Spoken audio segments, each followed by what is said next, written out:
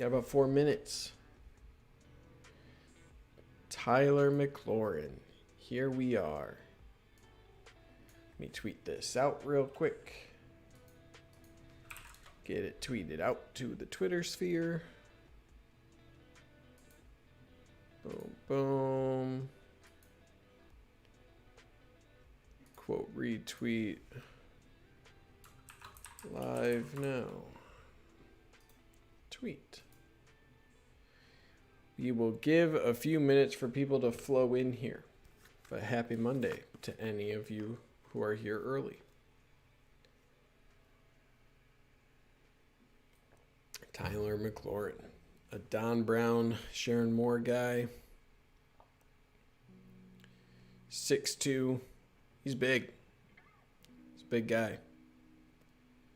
I think he has the highest upside at the Sam position. Could be wrong. My comp for him was Jake Ryan, which is a great comp. Or I should say a great player to be comped to. He's going to be someone good. I'll tell you that much. I will give a few minutes here. Yeah, it's rare to have a guy who is good in space like he is. He's very solid when it comes to being in coverage. And you can't say that about a lot of these linebackers. But Tyler McLaurin's one of these who shines in coverage. One of his best assets, I would say. Ross Hickson, gotta ask, what are your thoughts on that wide receiver we picked up from Jackson State? Yeah, I just got done with the podcast with Von Lozon about that guy. Dalen Baldwin, Jackson State. Great player. I think number one thing it gives Michigan is flexibility. You can put Ronnie Bell in the slot now. You don't only have, because it was kind of Cornelius Johnson and then some freshmen, right? That's kind of what we had at the outside receiver position with Ronnie Bell. But Ronnie Bell's upside is in the slot, right? Kind of on the interior. So picking up a guy like Dalen Baldwin gives you just more bodies, a little bit more flexibility at the wide receiver position. I like him. I don't think his speed is, going to be top notch, but I think he's going to be a possession receiver with good ball skills, good hands. So I think he'll be part of the rotation and help take some pressure off of Cornelius Johnson as that big-bodied receiver as well. All right, we got another minute here. We'll give a minute or two for people to come in, and then we'll start going through film here. Yeah, Tyler McLaurin, interesting prospect. Hard hitter, solid closing speed.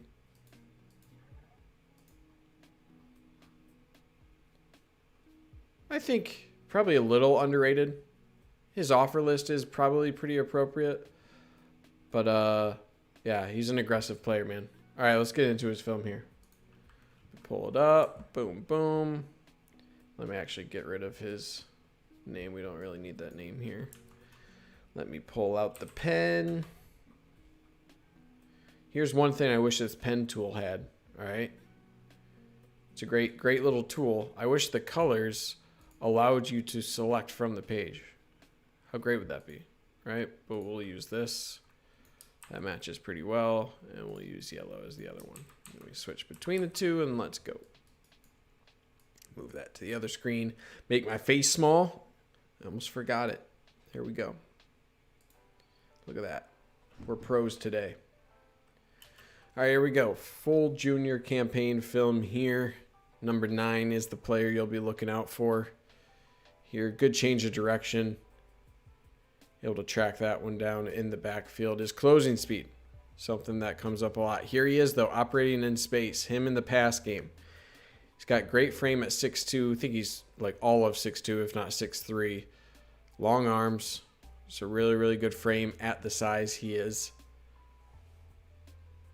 Really good closing speed. But him operating in space, that's rare for a linebacker at the high school level to be able to operate in space as well as he does. So you can see there, good hands, getting the pick.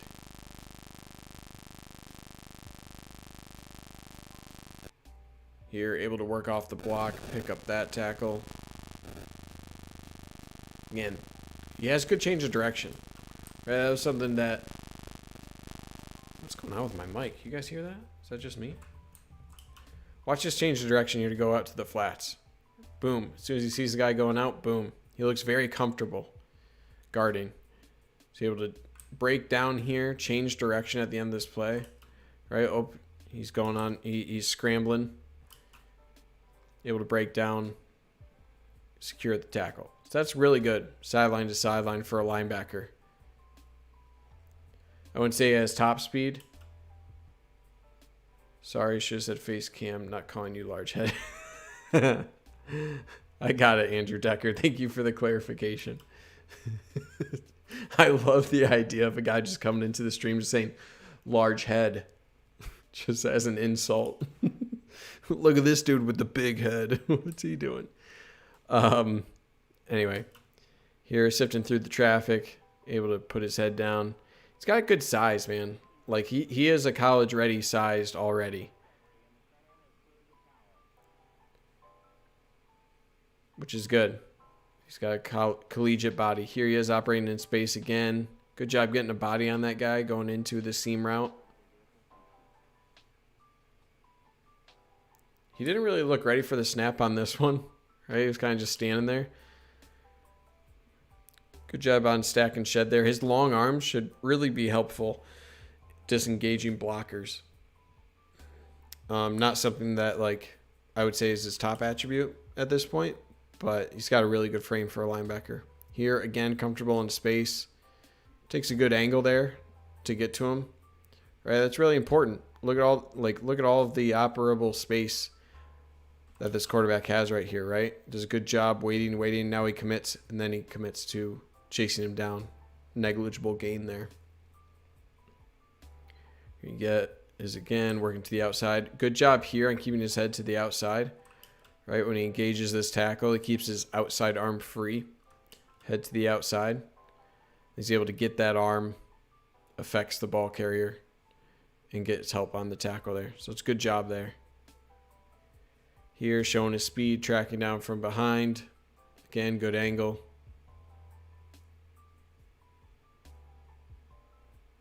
He's pretty quick to react. Just pretty fluid of an athlete overall. Again, I don't think he has like the next level speed to hack it as a true sideline to sideline guy. I think I like him as a Sam better. But he is athletic. Like, I don't want to take that away from him. Good change of direction. That's the thing I really like about his skill set. Really good change of direction. He's light on his feet. I think that's part of what makes him an asset in pass coverage as well. He's able to change direction extremely well. So he kind of shifts as he sees the guy coming across. He's pretty quick coming over there.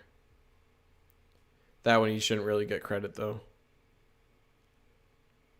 It's just a bad pass on that last play. Here he is going through traffic. Good job sifting through traffic here. See, he has good instincts, good eyes. He's quick in his shuffle.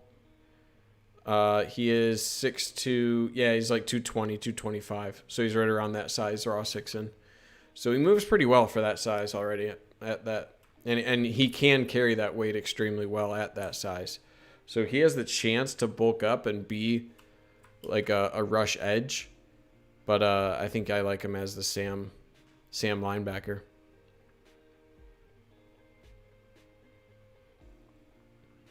But yeah, he's like just he's a great athlete for the size of his body. And he looks pretty powerful. But I like his frame a lot. I think he does have to work a little bit on his stack and shed. Use that length a little bit more to his advantage. He kind of shoulders guys, right? Don't see too much advanced hands here at this stage. But he has good instincts, right? Off of the bat, like I feel like he understands where he has to go. There again, he kind of throws a shoulder into a guy, right? You got to keep your feet moving there. He kind of loads up, right? The more you keep your feet moving, you can be a little bit more dynamic of a player. But look where he's keeping his head, right? He understands ball carries to my inside, keep my head to the left of this player. Engage, disengage, wrap up. All right, so that's good. That's just good IQ. And I really like his shuffle. He has a really powerful, pretty quick shuffle to get to redirect into the correct hole.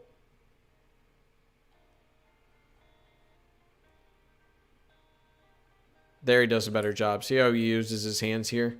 He doesn't shoulder into the guy. He makes contact, head outside still, recognizes the bounce back lane here, disengages. You can see that rip right there as he disengages number 60 here. Boom. Right into the ball carrier. So that's a better job of Stack and Shed using that long frame that he does have. Here he gets a little bit bailed out by his teammates, affecting him, right? He tried to shoot the gap there, and he was behind the play, but teammates slowed him down a little bit, was able to catch up.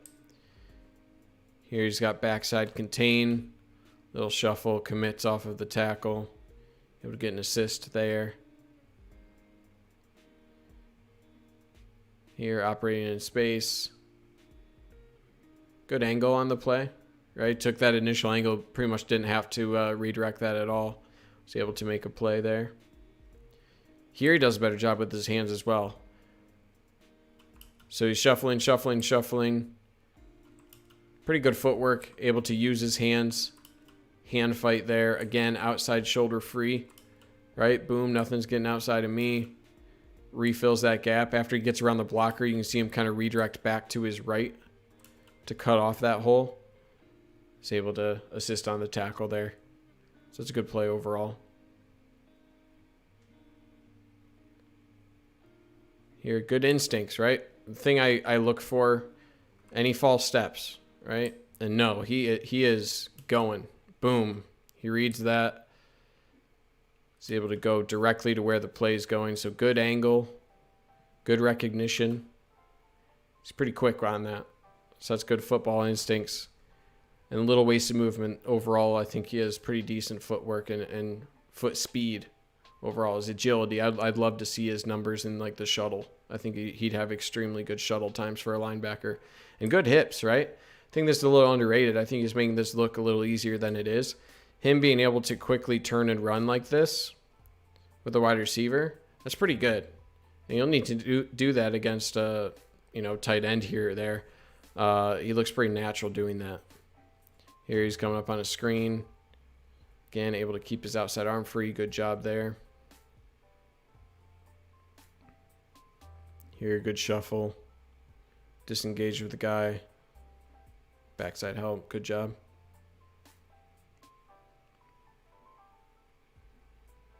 Good recognition here. Good angle to cut him off. So yeah, I mean, nothing. Here's the thing. His film does look like a guy who's around 500 nationally, maybe a little higher, maybe 400 nationally. I don't see like the tippy top athleticism there. He's not going to be like a 4.5 guy. I think he's closer to a 4.7 or so, right? Maybe. But I mean, 92 tackles in 2019. So good overall production at his school. I think he's just versatile, and I don't really know what we have yet in him until he gets to the weight room a little bit, because he has a really good frame to add an additional 10, 15 pounds and still operate around 200 like 2 or 35 pounds or so. I think he can do that pretty well without losing his athleticism. So I really like his hips. I think he shuffles extremely well. He's pretty agile, and that makes you pretty solid as an interior linebacker. And I think that agility and his footwork make him really solid inside, but I don't see like the speed to go sideline to sideline. You know what I mean? So I really like him dropping into his own in the middle of the field, right? I think he has good football IQ as a part of that. I didn't see like a top end pass rusher overall. I think with his size, with his IQ, and with his passing ability, I think he's a really good interior linebacker that I want to keep there. You know what I mean? because at that size, 235, 240, I think he can operate at that weight really well, keep his agility up, be able to take on blocks from offensive linemen with that long frame that he does have, and still has good lateral quickness to diagnose plays quickly and fill those gaps extremely well. So I like it. I like it. I think he's more of a high floor guy than a high ceiling. Those things like good instincts, football IQ, those are harder to get, right? I think for the higher ceiling guys, you see those are more the like super athletic linebackers that, if they have the football IQ, the quick twitch, the academic side of it, mental aspect of being a linebacker, those are your 5 stars. I don't see like that top end athleticism, but he has all the other aspects that make a linebacker really good. So I think he could be a really good like multi-year starter. I just don't know if his ceiling is like NFL. And I think that kind of plays into my comp for Jake Ryan, right? Jake Ryan was similarly sized, 6'2", 6'3", 220-pound linebacker, middle of the road 3-star, ranked like 750 nationally. Jake Ryan had a great frame. He was pretty versatile. He moved well in space, right? That was something where he had a good football IQ, good hips and feet overall, experienced in coverage. And those things are just rare out of high school, and that's something Jake Ryan had quite a bit. Strength didn't really jump out at you for like what Jake Ryan had to offer. I don't think it does for McLaurin either. And it worked with Jake Ryan, right? He was able to use that football IQ and that collegiate ready sized body into a early playing time and eventual 4th round pick in the NFL draft, right? So just because I say McLaurin isn't like strong, it's not that he isn't strong enough. I want to make that distinction. It's just he's not a guy who's like going to just bowl over offensive linemen, right? I just don't think it's like a highlight of his skill set, right? He can be a very productive linebacker. You don't need to be an all, 30 reps at the bench press type of guy to make an impact. You can. That can be one approach. But he's a little more versatile and a little bit less physical of a linebacker and more of, that versatile pass first linebacker that are a little bit more rare. So we'll see. I think if he can maximize his potential, I could see a mid-round draft pick. But again, that's just if everything works out, right? So yeah, it's interesting because you had a lot of different teams recruiting him for a lot of different positions. Notre Dame, I mentioned this in the video, Notre Dame wanted him as their rover. It's kind of like their hybrid outside linebacker position.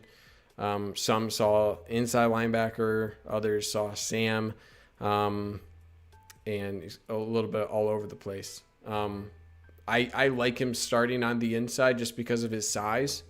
And Sam makes sense. Sam linebacker makes sense, but I think it's hard to find a guy with like his agility at that size, 6'2", like I think he'd be functional at 235, 240. But he's not speedy. And I think that's a really important distinction. He can move laterally extremely quickly, but I don't want him going sideline to sideline. I want him staying between the tackles because he can react really quickly, shuffle to the right hole, and has good closing speed. And he's elite in that regard. So I want him doing that as much as possible. And that's why I say more Sam focused, interior focused. Where outside linebacker, sure, he might be able to use his ability in coverage a little bit more. But I don't think that's necessarily his best skill set. So yeah, I think this is, again, a lot of these 3 stars I'm seeing a lot higher floors than their ranking would suggest. And that's what I like most about Tyler McLaurin. I think he's a pretty safe linebacker that I'm interested to see what he turns into. So, okay. It's kind of a short one. I'm kind of tired today, guys. Sorry. I know my energy level is not like super high, but got another episode coming on Wednesday. I got to finish that up tonight, and then yeah, we'll see. We only got a few left, right? How many guys do we actually have? We don't have that many we don't have that many guys left. We got TJ Guy, Dominic Giudice. I don't know how to say his last name. I've been trying it for like a year now. And then we're going to end with Tommy Doman, the punter. That's it.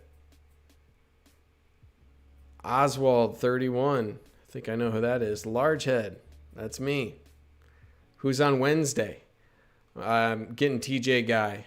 I'm covering him on Wednesday.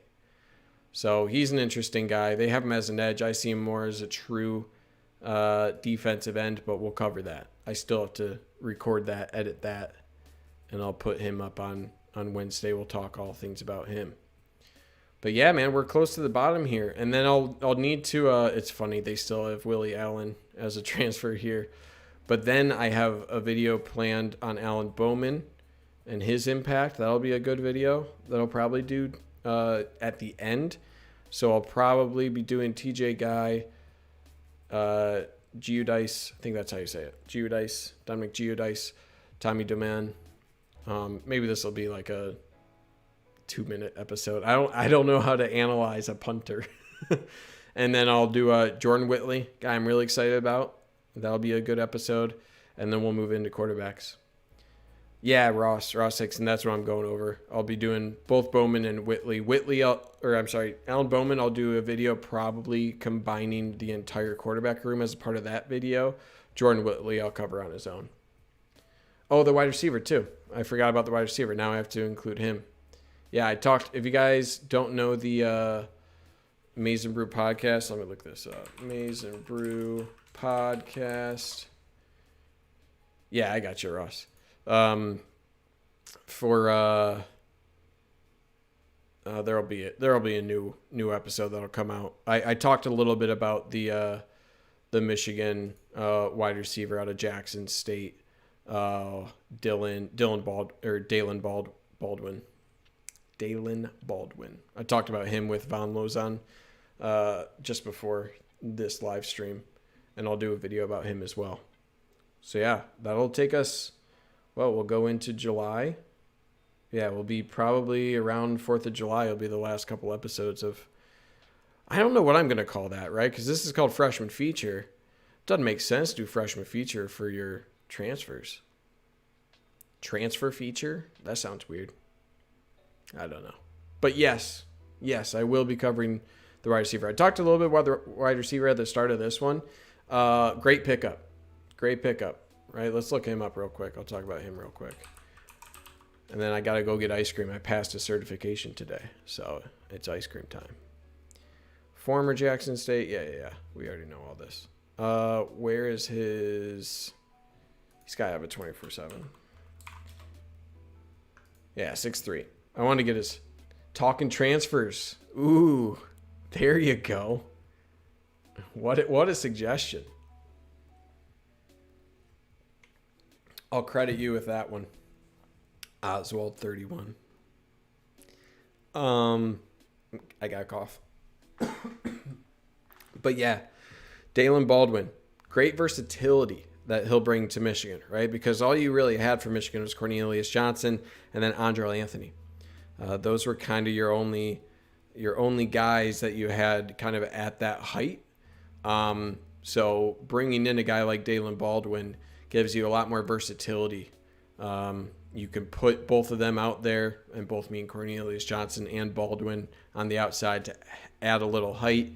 You can give Cornelius Johnson a little bit of a breather and still have Baldwin out there with that height. You can move Ronnie Bell to the slot now, where he was almost exclusively on the outside because of a lack of true height on the outside. Oh, no. Transitive property. That's really bad. And that's... yeah, I'm not even going to go into that one. Tuesday transfer. But then that locks me into Tuesdays. I feel like we've had a great thing going these Monday, Wednesdays, Jake Waters. I appreciate the Tuesday transfer. But we might be leaving out anybody who's watching it on a Wednesday, if they watch it the next day. Are they even allowed if it's called Tuesday transfer? I don't know. But yeah, I love this pickup, and it's one where like I know a lot of people on Twitter were like, you win over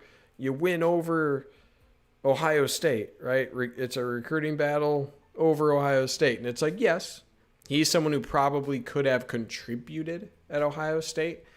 He might feature a little more at Michigan, I would say. It's just a better roster for Daylen Baldwin, and I honestly don't even know how much eligibility he brings, right? If he was a member of the 2017 class, so he had 2017, 2018, 2019, so this is going his 5th year, but add in a COVID year, and I believe he sat out a year when he transferred from Morgan State to Jacksonville State. So I think he technically has 2 years of eligibility left. Daylen Baldwin does. So that's good. That's really great. You can't teach height. That's something he brings. And he had a really productive season last year at Jackson State under it's Deion Sanders, right? He's who's coaching over there. So that's a great pickup. Weird that a guy like this just went completely unranked out of high school. Really weird. He started as a cornerback. It's also interesting. So yeah, it's really weird that he didn't really get any interest. He went to 2 camps and said, "Nah, that's it," and that's all you kind of hear from him. Yeah, 2 years. That makes sense.